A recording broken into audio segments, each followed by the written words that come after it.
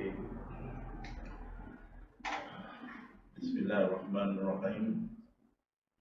In the name of God, the merciful and benevolent, greeting to all of you out there. May peace and blessing be upon you. Today we will start our first lesson, and that will be God and creation. First, we'll touch on the issue of God. At the beginning, according to Prophet Muhammad SAW, only God exists. Nothing else exists except Him. That is why in the Quran it says He is the one God. Because if there were other gods beside Him, there would have been confusion in heaven and earth. So we Muslims, we adhere to the only one God, and there is no other God but Him. He does not have a beginning nor an end. It will be funny if there's a beginning and an end, then He will be just like us. So He does not have a beginning nor an end. He is not born, and neither He is begotten. There is nothing that could be compared with Him. We have no knowledge at all how He is. No data, nothing about Him. So there is nothing whatever like unto Him, and there is none like unto Him. Be that as it may, verily He exists before others and before time and space.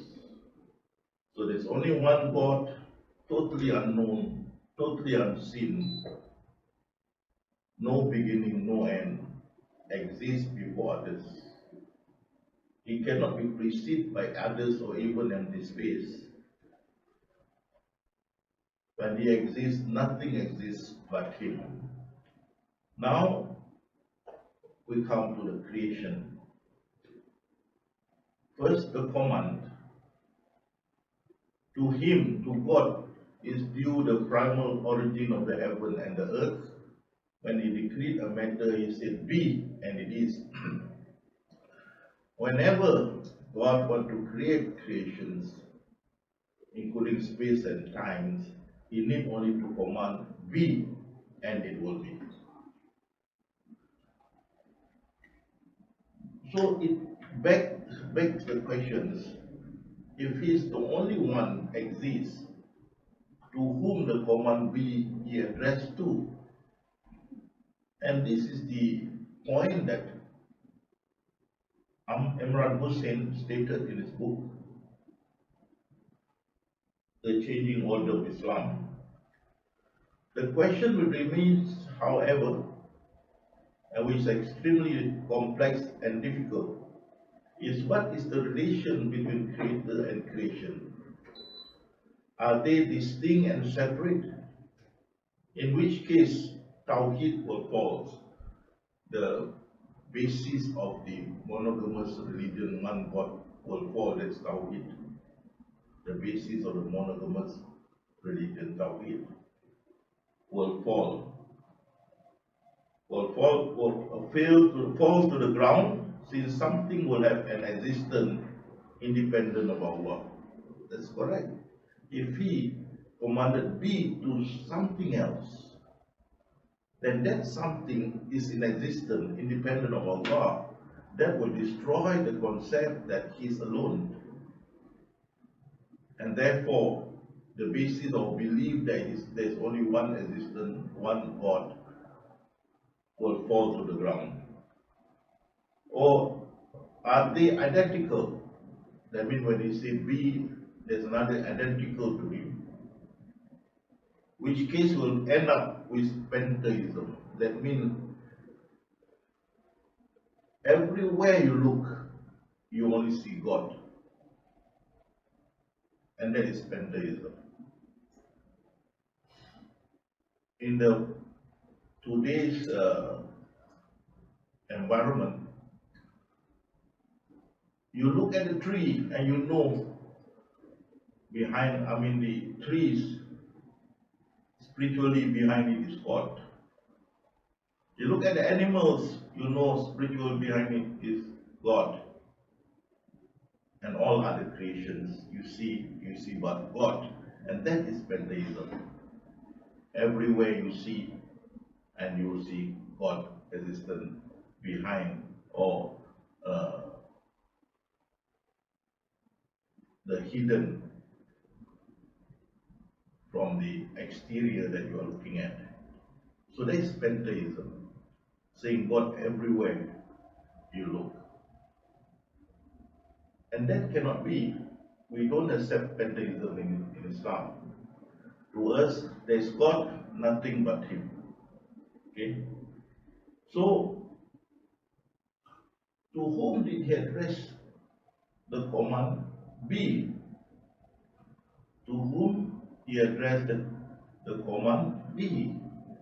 If there is no other existence except Him,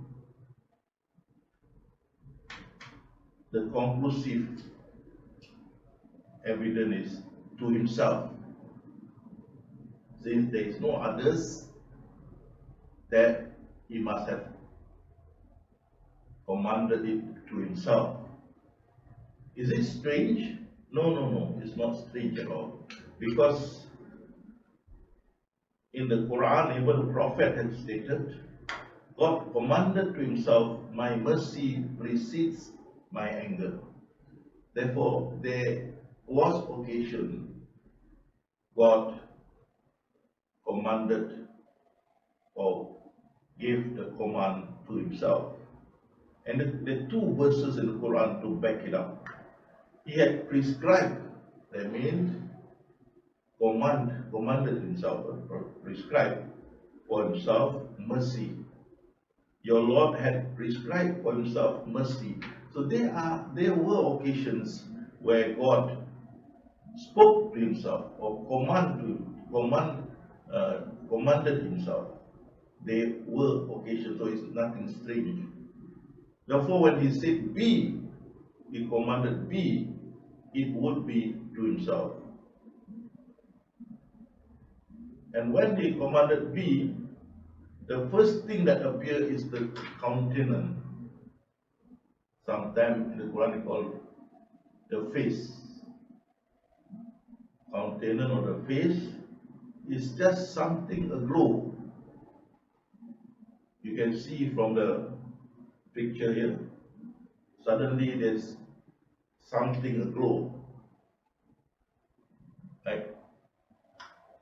And that is what we call the countenance. See, they remain but the countenance of thy Lord of might and glory. So when he said be, there is something aglow. And that something or the countenance, we call it the essence. The countenance is named the essence, which is but a minuscule piece, very tiny piece.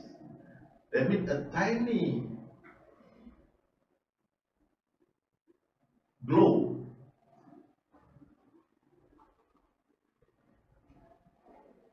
appeared after He commanded be. So when He commanded be to Himself, the conclusion is a little bit of Himself, minuscule piece of Himself, or bit of Himself, a glow, and that countenance we call essence, the essence. Not that God has an essence, no. This essence that we call is the essence for all creations, the origin for all creations, the essence for all creations. And this essence is like a full moon at night, but that is minute. The shining of the essence is minute as compared to Allah, most gracious and definitely greater than that. So minute that you can even cover it with your hands or your fingers. You can see it. the tiny dot there, so tiny. Despite its size, very minuscule, all creation emancipated from this tiny bit. You can see all creation, including time and space, put into one, is less than a grain of sand to God, just like a drop of water from the oceans. So all creation put into it, just tiny bit here, less than a grain, lesser than a grain. This minuscule bit of the glow or the essence, it engulfs the whole creation or encompasses the whole creation, including space and time. So you're looking for creation, looking space and time, all that is within this minuscule essence.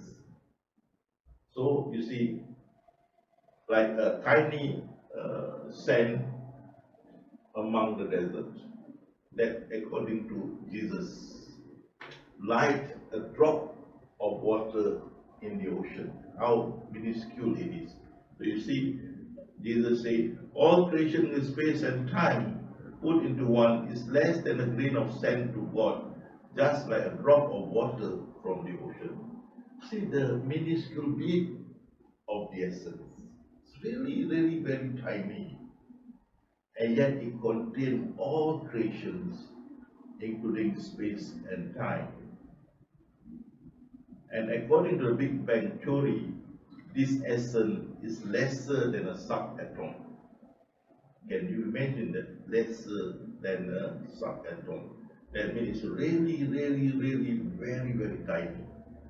And yet, within it, it holds all the creations, including space and time.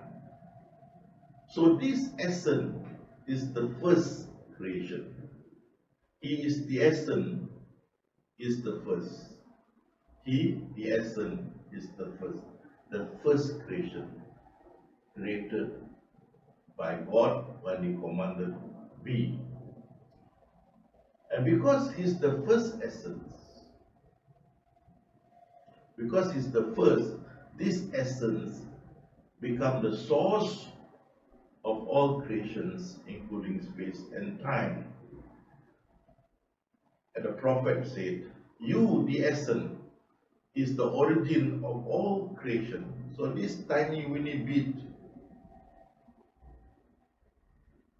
size of an essence,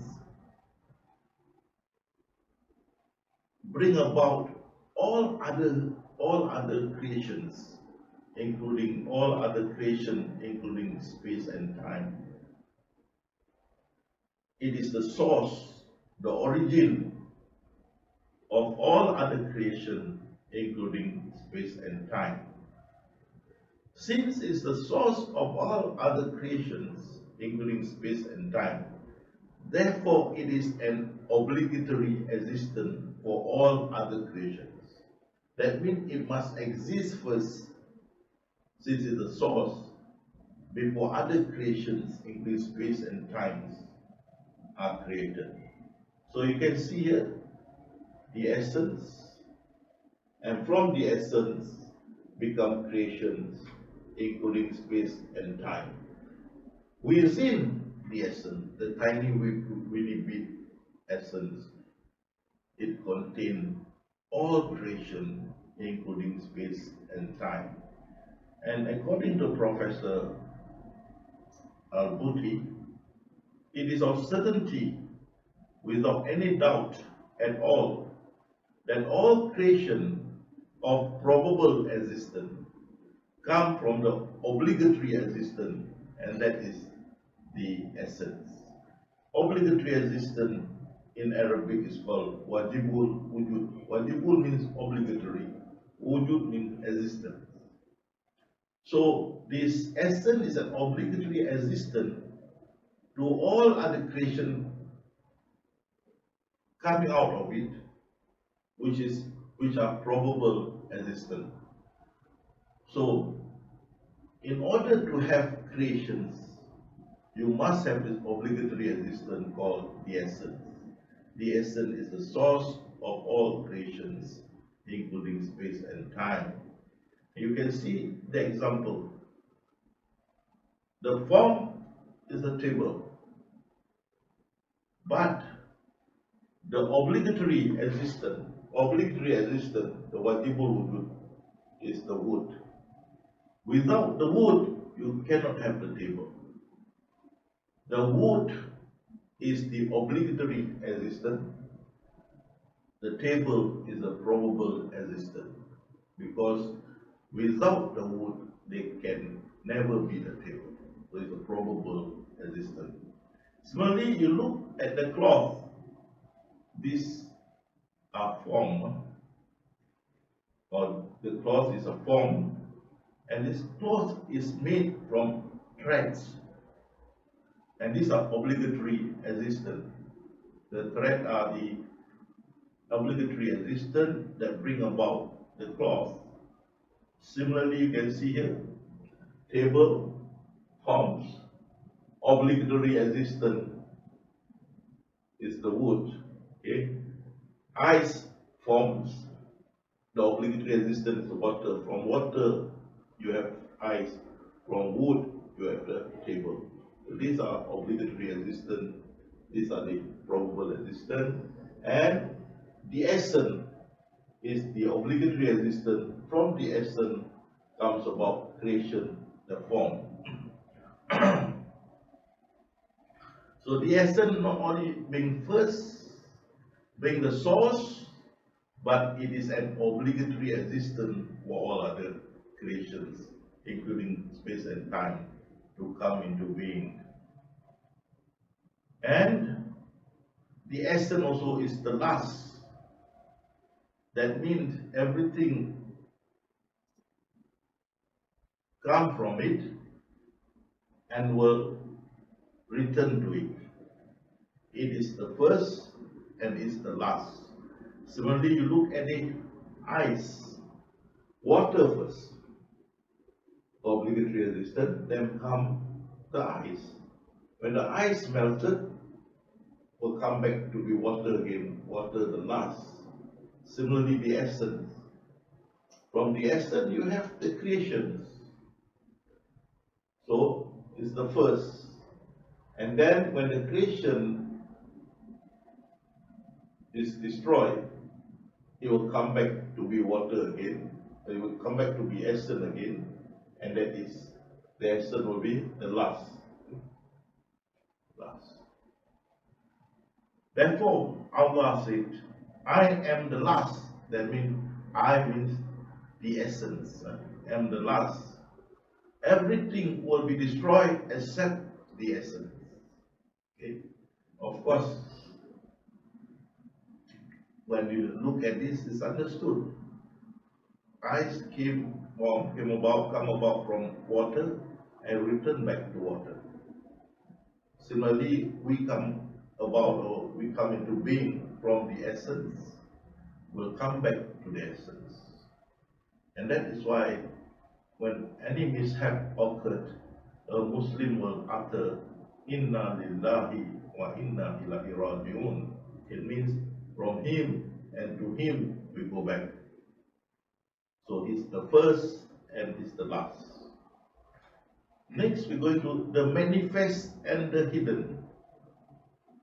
Look at this pot, clay pot. The pot is the manifest, the form. The hidden is the clay. Sometimes they say, if you see the words, you don't see the ink. Or when you see a dot, a black dot, you see a dot, you don't see the ink. When you see the ink, you don't see the form or the dot. Similarly here, if you see the pot, you don't see the clay. If you see the clay, you don't see the pot. See? So the clay is the hidden. The one manifests the form, and that is the pot. Similarly in human being, the manifest is the form, human form. The hidden behind the manifestation is the essence. So in every creation, The one that you are looking at, this is the manifestation.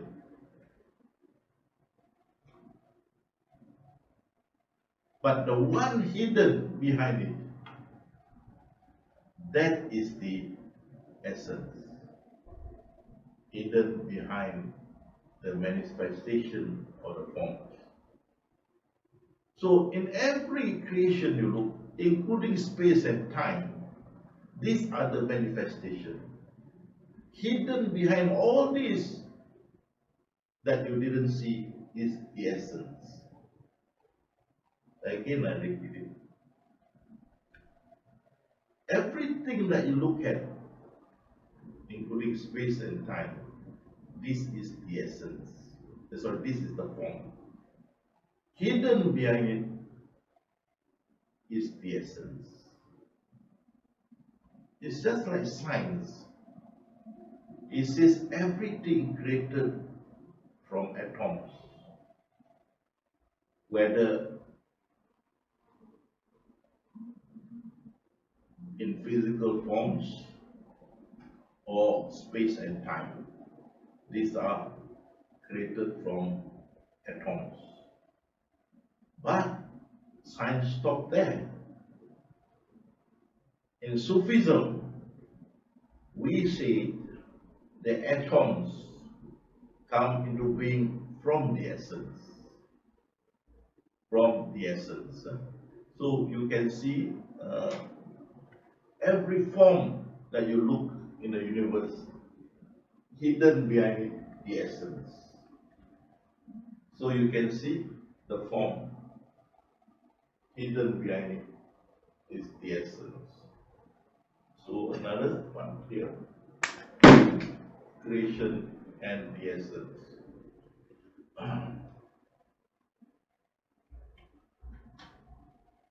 And you can see this.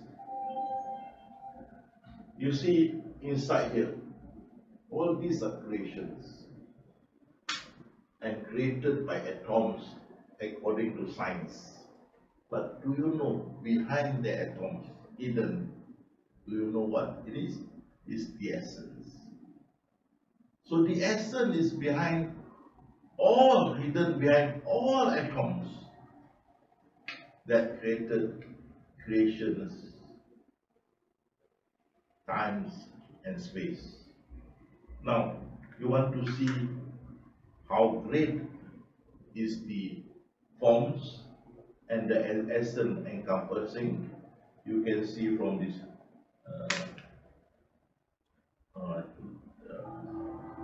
you can see how great it is.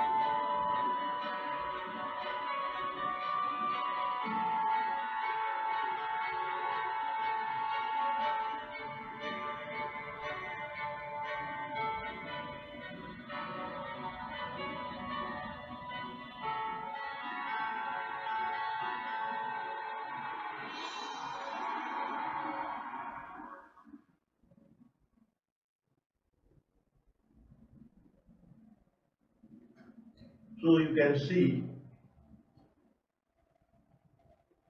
the physical form just now, how vast it is from the outer space,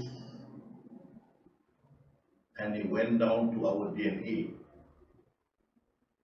According to science, all these are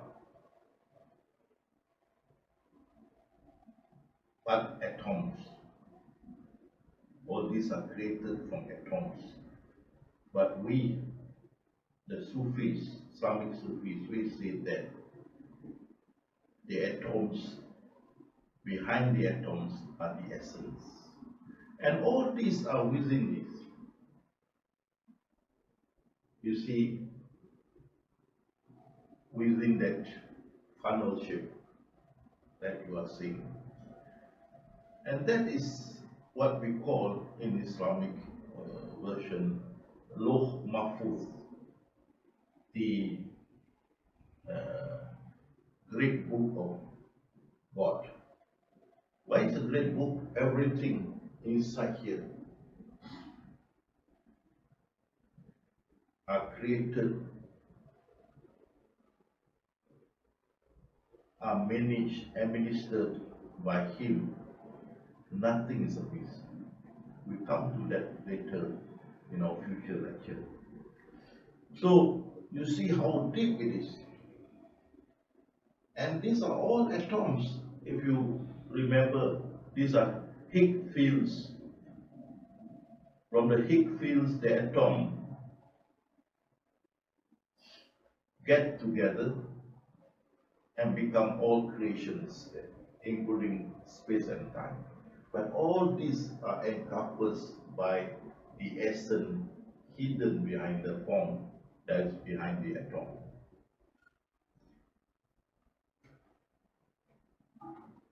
So you see, the essence, the atoms, from the essence come the atoms, biomolecules, organelles, cells, and 50 trillion cells or more to make up the mankind. So here Allah said, verily Allah is subtle aware, or verily He encompasses everything, the essence. So you see the essence here, from the essence come the atom and then the cells. And therefore Allah had said, God had said, I encompass everything. Verily the essence is in control of my being. That is what the Prophet said. And God said, He is with you wherever you may be.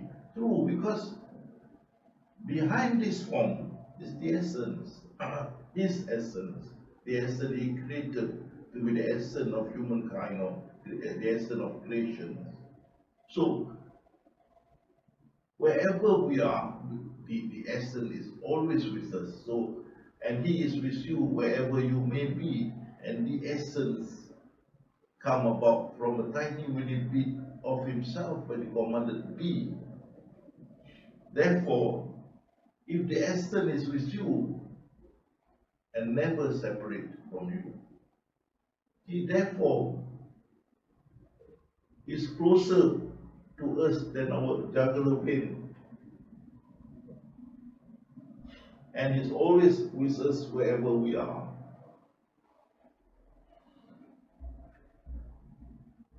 Okay, so therefore He encompasses all, including space and time.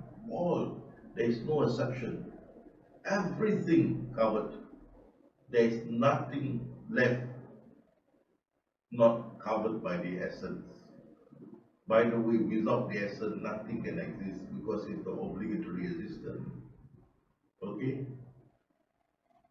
So He encompasses everything, not Allah, but His essence. Not that He has an essence, no. It means the essence He created from a tiny little bit of Himself, which essence becomes the source of creations. And that essence encompasses all, and that essence is like a one-way mirror. We can't look through the mirror, but He can look through the mirror. That means from the essence he can see all that has been done or not done through the essence. Okay? Because, and therefore he encompasses all. Therefore, he sees everything happen before him. Now we go to the form, which is the manifest, the hidden, and the source.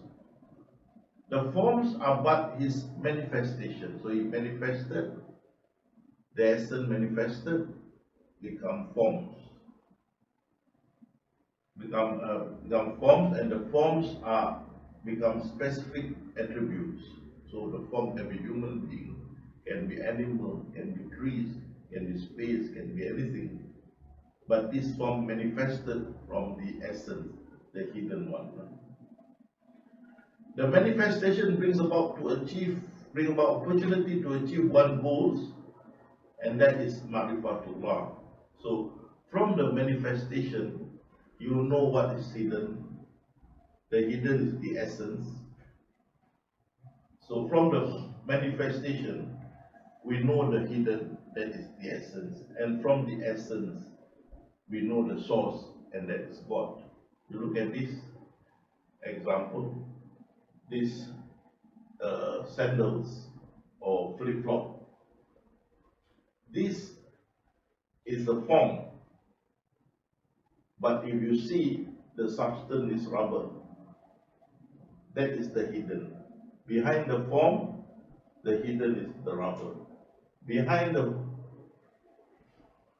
table or desk is the wood. Once you know the manifestation come from rubber, come from wood, you know the source will be tree. So manifestation open opportunity for you to know the hidden and then to know the source. Look at this. The form, ice, this is the manifest. From the manifest, you know the ice can only come into being because there is water.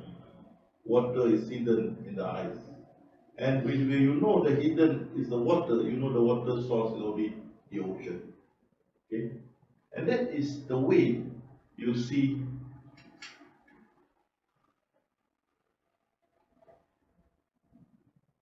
how creations like human beings are created. See the creation here, the forms, these are the manifestation, and the essence is the hidden, and this essence comes from God. So that is the source. So in typical Sufi words, these are the form is the sifat, and the essence is the hakikat, and the source is the ma'rifat. See, sifat S-I-F-A-T, hakikat H-A-K-I-K-A-T, H-A-K-I-K-A-T, hakikat, ma'rifat, the source M-A-K-R-I-F-A-T. That is the Sufi's terminology. But for us, we just see the manifest, the form, the hidden, the essence, and then the source, and that is Allah subhanahu wa ta'ala. To give another example, look at this glass or this cup. The cup is the form, but the hidden is the glass. The glass. From the form, you know the hidden is the glass. Once you know the hidden is the glass, you know the source will be the sand, white sands. Similarly, handkerchief, the form. The hidden will be the thread, and the source will be the cottons. So this is what we call form, the manifest, the form or the manifest, the hidden, the essence or the hidden, and the source. And that is what we call in Sufi terminology, Ma'rifat. So the first one is sifat, hakikat, marifat. That from this we get to know that the source is Allah subhanahu wa ta'ala, or the God is the source of receiving all creations. As like you will see just now the cups or the handkerchief, you can see the source. So mind you, when you see all the creations surround you, plenty and abound, you should remember these are the manifestations. Behind all these creations that you're looking at, including space and time, are the hidden, which is the essence. And all these come from the source, and that is God. Okay? So your mind must be straight away can decipher the manifest, the hidden, and what. Your mind can, when everything see all the forms, it can relate back to God. It can relate to the essence and then to God, the source. And that is people who have knowledge of God. They could see this very clearly in their mind. And they have the knowledge of God. This is what we call knowledge of God. Now let me tell you about knowledge of God. Knowledge of God is to, when you have a knowledge of God, the impact is very important. The impact of this knowledge on you will be very important. If the impact is so drastic, so great, you will reach nirvana. Nirvana is, to us, is marifatullah, but to you, the Buddhism, Hinduism, nirvana, you will be totally changed because you understood the knowledge and you could feel the presence, the omnipresence of God, His greatness or His greatness or His any other attributes. You could feel it. It brings you to a stage that you are in awe of these attributes, that you will start crying and that you will start to change for the better, and you become holistic and also very pious as time goes. And that happened to, in Hinduism, the founder of Buddhists, the prince, if I'm not mistaken, and he sat under the Bodhi tree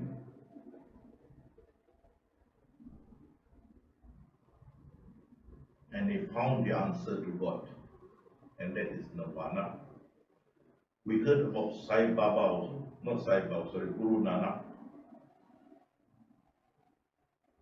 He's in search of God, he found it, and he suddenly overwhelmed by the experience, and I was told he ran into a forest and all his clothing were torn from him. He was in such a stage because of this impact of the knowledge of God. Similarly, I read of Sheikh Abdul Qadir Jalani. When he got this knowledge, the impact of it, he realized later he was 40 miles away from the place that he received or understood this knowledge. For me, when I had this knowledge,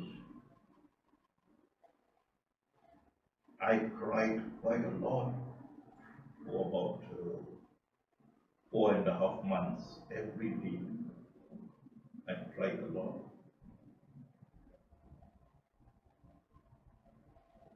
And it's the impact. If the impact is great, it changed you, it changed me. When I was in the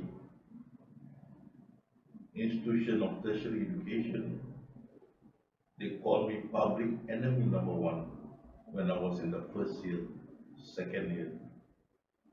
When I got this knowledge, I changed. They started to love me. They said to me that you have changed according to the word 360 degrees. The impact is very important when you understood this knowledge of God. So we can see, hopefully you can get that impact from the understanding of this knowledge. First, we see God is great, infinite, and most high. How is it? Now remember the tiny weeny bit, the essence. The essence is but a minuscule piece. The essence, although a minuscule piece, is the origin of all creations. Everything, including space and time, is in this small, tiny, weeny bit of essence, which manifested become creation. And God, you can see, you can't measure God, unfathomable of His size. You just don't know how big He is, how big He is, how the extent of Him, you don't know. Compare this tiny weeny bit to God. Surely God is the greater than the tiny weeny bit. Definitely He is infinite. Definitely He is most high. So you see, the sky is so high, it is a tiny weeny bit. You see the ocean so vast, it's tiny weeny bit. You see the sun so great, it's tiny weeny bit to Him. As such, is the great Allahu Akbar. And His vastness cannot be measured, infinite. And is higher than the sky, definitely. The sky is within the tiny weeny bit. So, from here you know that this tiny weeny bit essence that derived from Allah, from God, tiny little bit of yourself, the tiny weeny bit essence, the tiny weeny bit essence manifested become creation. Therefore, creation compared to God, you can see how great He is, how infinite He is, and how most high He is. So that is one. So if you can sort of have a great realization of this, now you look around and see, oh my God, I am just nothing. The all creation is tiny weeny bit of the essence, and the essence is just a little bit of Himself. I'm just nothing as compared to Him. Some people, this realization makes them shocked, in awe. You will sit down and cry, realizing that he is nothing compared to God. This knowledge hopefully bring impact onto you that make you shudder to know that you are just nothing. That tiny weeny bit, even you inside it, you are nothing. The earth is bigger than you. Then how so tiny we are as compared to God. So do we think we are great? Do you think we have the greatest knowledge? Even that knowledge is a tiny weeny bit. his knowledge is definitely much, much, much greater. We don't know how it is. We are nothing. Think about it, ponder about it, realize it that we are nothing as compared to the most high, most great, and infinite. So hopefully that one knowledge bring about an impact that change your life for the better. The second one is all knowing, all seeing, all hearing, omnipresent. Now you remember, behind all creation, space and times, hidden behind them are the essence. And the essence are from the source, that is God. So the essence encompasses all creation, including space and time. So you can see he said, Allah is subtle, very, this essence is very subtle, minuscule and so on. And through the essence, he's aware of everything, like a one-way mirror. You look at a one-way mirror to you, but you cannot look back to him. It's a one-way mirror. For verily he encompasses everything, and that is the essence. He encompasses, the essence encompasses even the atom, which according to science is the source of all creations. Okay? So you can see that behind the creation hidden is the essence. And you at home, behind the wall, the essence. Behind the water, the essence. This is the form, the essence. Behind the snow, the essence. Space, the essence. This is the cave, the essence. Even when you are having a good time at the park, behind it is the essence. Even in yourself, behind it is the essence. Okay? And therefore he said, the sustainer is truly all things. So through the essence is looking. He alone is truly wise and all the way. He alone is all hearing. For he with his servants well acquainted, watchful. So if you look around you, you see the walls surrounding you. You will realize that behind the walls are the form, are the essence. Then when the walls are the essence. Behind the ceiling, all the essence. Behind the floor you are standing, the essence. The space and time surrounding you, behind it, the essence, encompasses all. So even you lock your door, switch off the light, and started to drink alcohol, which is forbidden in Islamic religion, or gambling, or commit vices in your room, nobody else there, the light is off, yet he can see you, he is aware, he has knowledge what you are doing, and so on. Because behind all the walls hidden are his essence. The ceiling, the floor, behind the essence is hiding. And not only that, even yourself, behind your physical form, hidden is the essence, encompasses all. You can see it.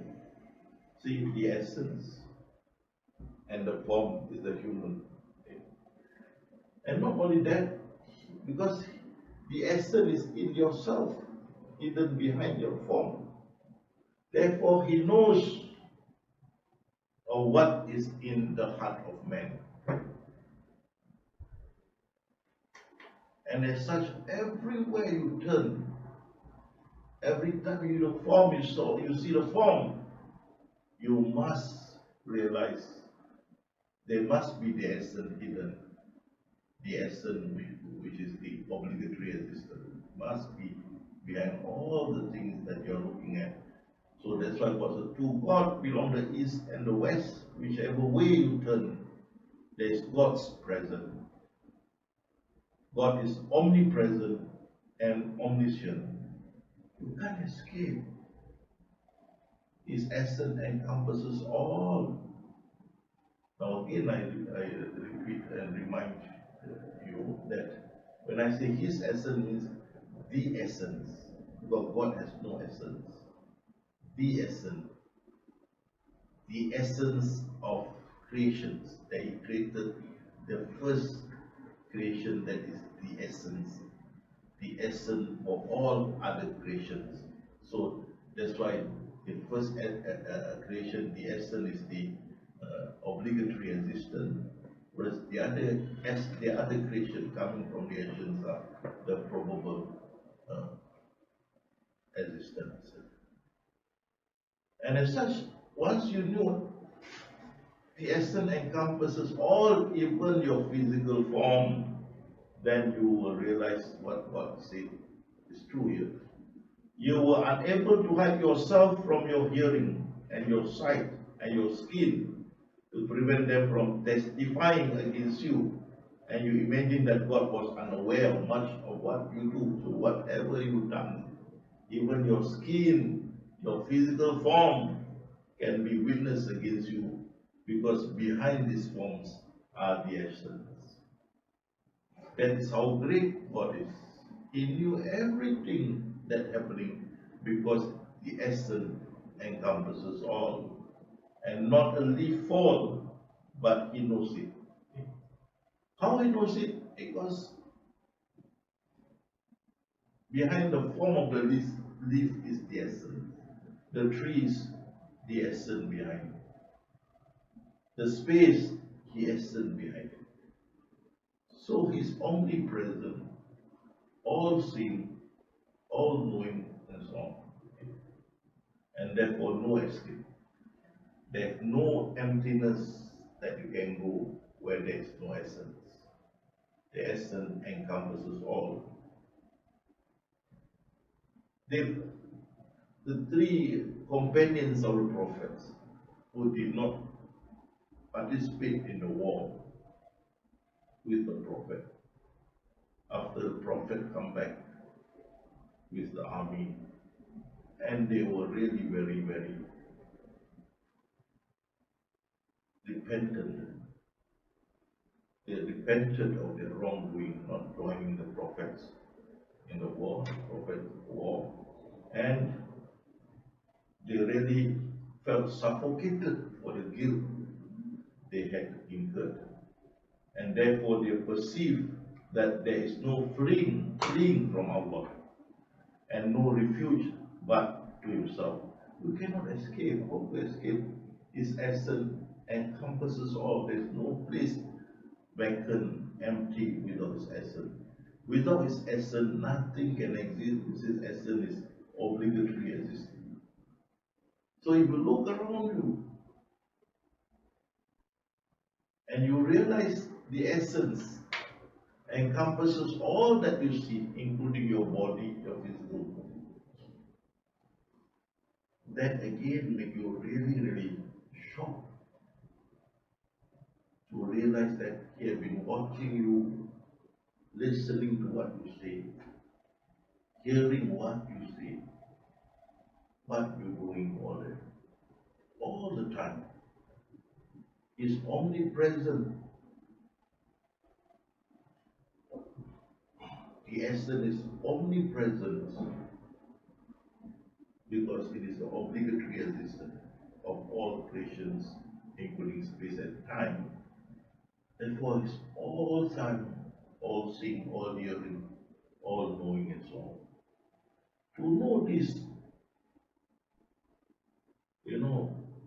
again come back to the sin that we have created, which at the time we have no knowledge of this. Now we have knowledge of this. And that makes us, some of us, the impact is so great that we started to cry. For being really ridiculous and stupid not to be aware that He all seeing, all watching, all hearing, and so on. That we had committed sins and so on without any shame or embarrassment when we are under His watchful observations. There is no way we can escape from His observations. Even what we utter in our heart, He knew. His essence is in there. So you reflect back this, you realize, what a bloody fool we are not knowing this. And that's where we start to cry. We start to sit down and, repented of what we have done. We sat down and felt useless, hopeless, worthless. And that's the type of impact that will bring you to nirvana. You reach that point of the height of the Marifatullah. And I pray that every listener out there, God give them the opportunity to experience this. And you will change for the better and become holistic, God-willing child. So, once you do this, I'm going to another part. And hopefully what I've explained to you can bring an impact so great that you will, as the Quran says, you will cry. You see that better. I want to talk about the miracles, how it is done. You see, Prophet Saleh, his people want him to produce a live camel out of this big stone. That is incredible. How can you do it? How can a camel can be in a big stone? It's impossible. If you ask me to produce a cockroach from this glass, I'll surely smash your head. Nonsense. How can I? No way I can bring out cockroach from this glass table. And these people wanting to bring about a live camel from this stone is impossible. But then his Prophet Saleh, he supplicated of a God and asked, please, oh God, fulfill my supplication to prove to my people that, the truth of what the message He passed to them, there's only one God, and to pray to this one God. And Allah, God granted his supplications. He called his people to come to this stone and started to supplicate to Allah, started to supplicate Allah or God. And God fulfilled his supplication. And the stone broke apart, and a live camel came out. And many of them who saw this miracle become believers. Very impossible. Something alive coming out from a rock or stone, right? But how is this possible? This is possible because behind the form of the stone is the essence. So if his essence, he can do anything he likes. Right? Similarly, God said to the Jews not to go and do works. They are on Saturday, on Saturday. Sabbath, Sunday. But they disobeyed God, went down to catch all the fish jumping around in the lake, and God was so angry and cursed them to be apes, and they become apes immediately. How is it possible a human being suddenly turn to apes? No problem, because behind the human being is the essence. The essence is his essence. He can do anything he likes with his essence. Similarly, Jesus, he prayed for Lazarus who died. They buried him during the ancient time, the Jew time, but now they buried this standing up. They buried the corpse standing up, the Jews.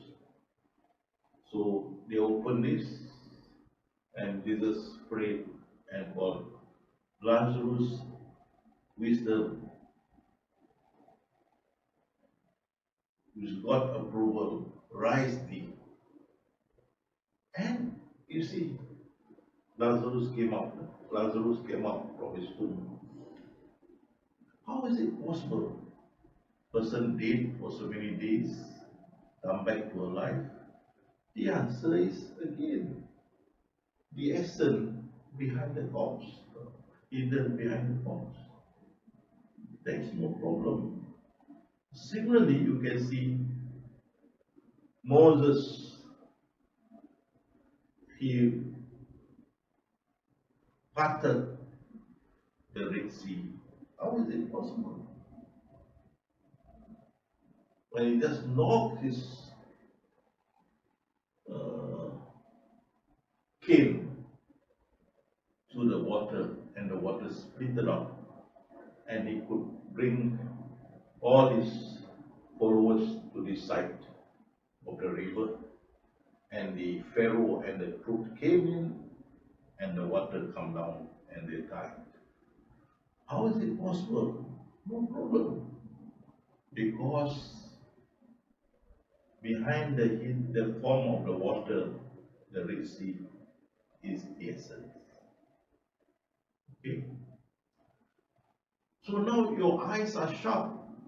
Why is your eyes are sharp? I can ask you now, what are behind all this wall? You will say the essence. What are behind all these floors and the ceiling? You say the ocean, that is the essence. I can show you the universe. What is behind the universe? You say the essence.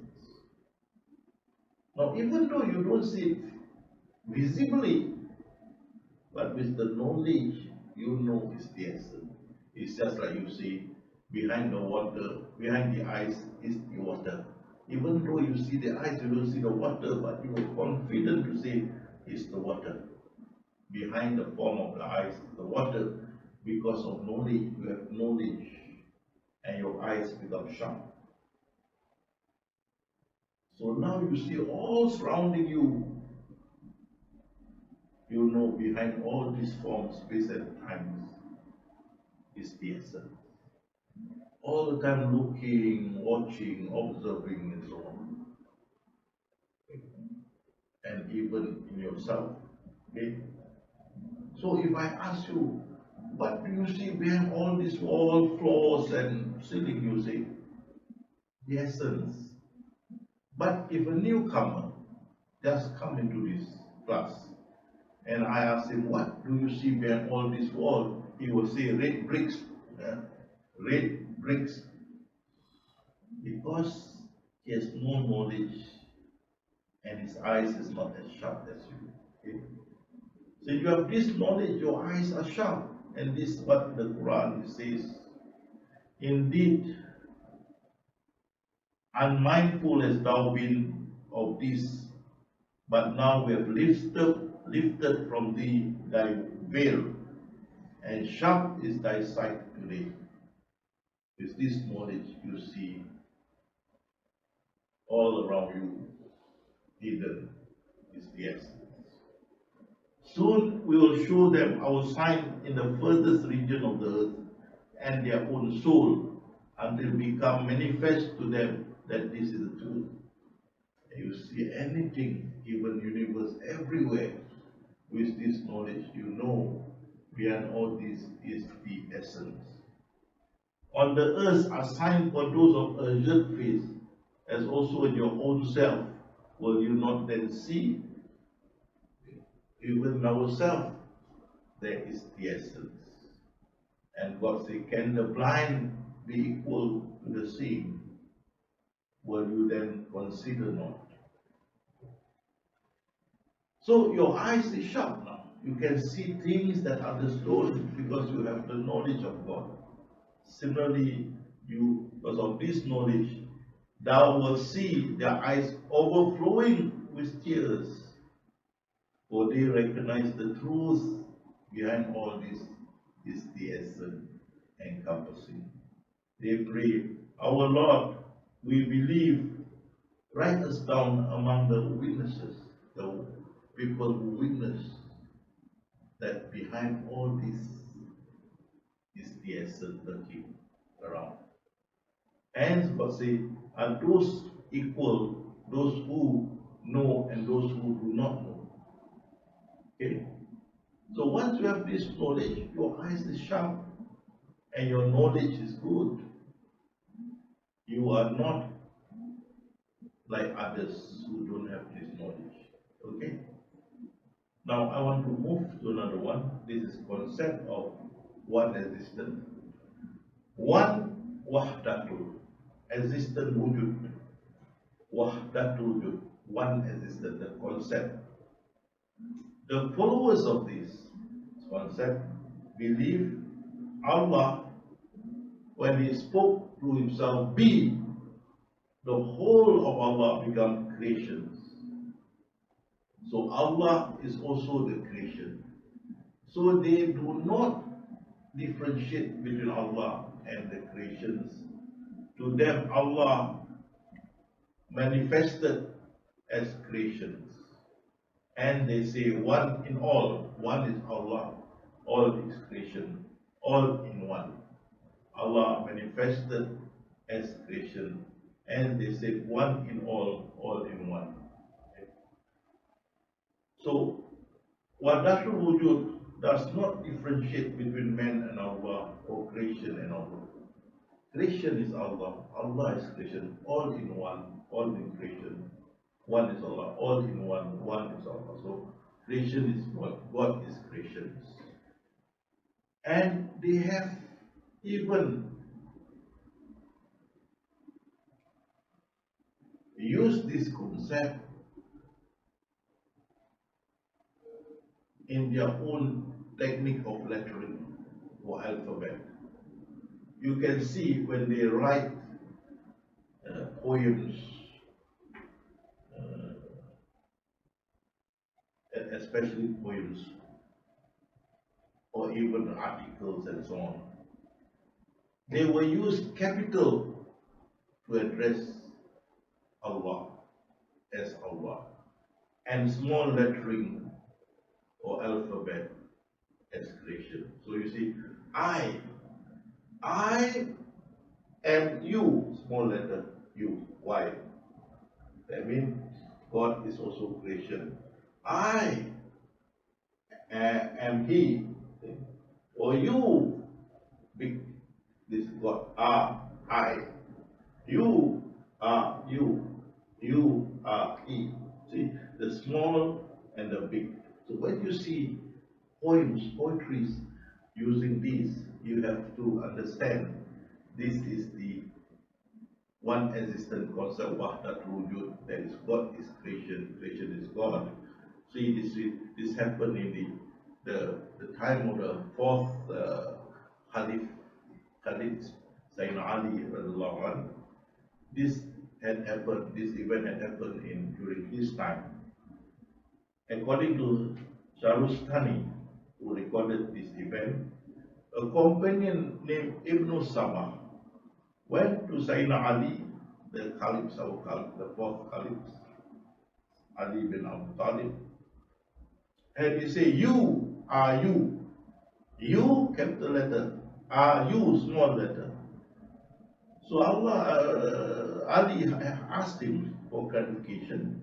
And he said, meaning Allah, that is the big you, is Ali, the small you. And Ali was really taken aback, shocked and angry, banished his own companion Ibn Sabah to Madain, another province. And during that time, banishment is a very heavy form of punishment. Then after he had left, his followers, disciples, came to Sayyidina Ali and said, you are he, you are he. You small, Y small letter, he big letter. So what do you mean? Ali say, who is he? They say, you, that Ali are Allah. And Ali was very angry and passed the sentence for them to be burned to death. And therefore this concept is not even accepted by Sayyidina Ali. For it's dangerous to accept this knowledge as part of your religion, Islam. In Malaysia, they have passed a resolution, the Committee of Religious Scholars had passed a resolution, fatwa, resolving that this concept is wayward and cannot be accepted. Okay? So remember this, even Sayyidina Ali rejected the concept of wahdatul wujud. Now, so come back to the question again. So if Allah or God commanded be to himself, not the whole of himself become creation, then how? So they got another theory. Before God commanded be, half of God can be soul or is light, become half of Muhammad. Now God is cut into half, into two, divisible. Half Muhammad, half God. So after this had been done, then God commanded to the half Muhammad, be, and creation is created from that part of Muhammad, from that portion of Muhammad. Okay, so we can see this another theory.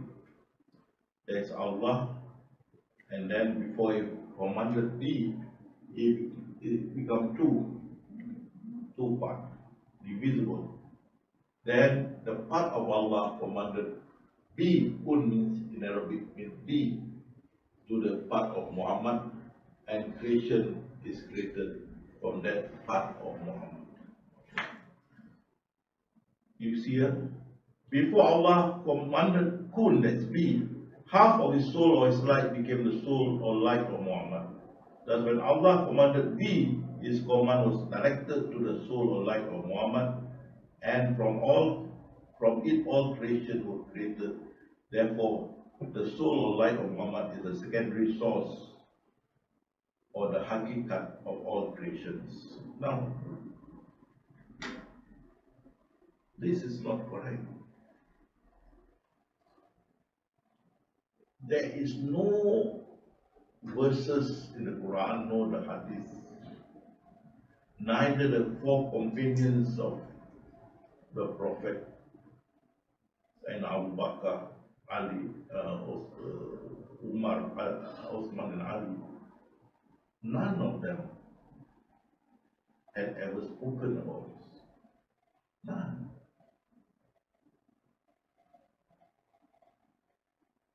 How can God can be divisible like that? Impossible. Who is Muhammad? He's just a creation. But you made him into God, part of God. And that is what Professor Hamka in his book says. You have elevated Muhammad like the Christian elevated Jesus. Same. Okay. And we see the well-known scholars, Dr. Yusuf Al-Qaradawi, resolve that all traditions in relation to life of Muhammad are unreliable, false, and could not be basis of our faith. Rejected it. And I want to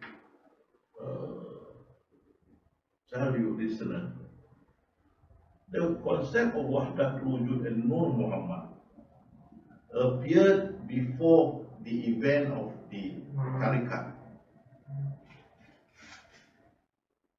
Tariqat came about 300 years or 400 years after the companion and Rasulullah Prophet had demised. After this concept before that time. And Tariqat is system of meditations. They do not have this knowledge.